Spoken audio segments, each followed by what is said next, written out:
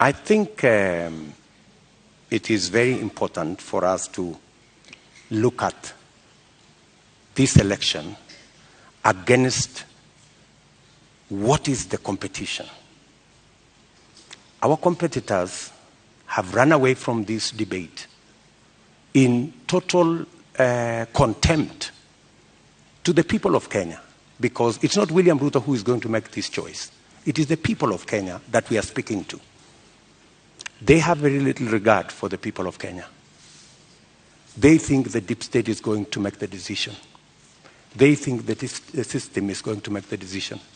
I want to tell the people of Kenya tonight that they are the ones who will make the decision on the 9th of August.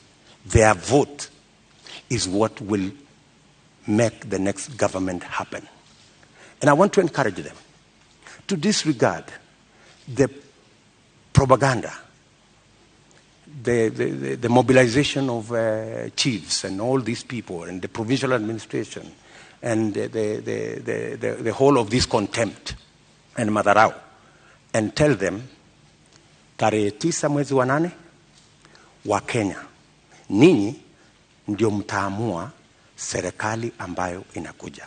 Na mimi nawaambia, serikali ya Kenya Kwanza itapunguza gharama ya maisha.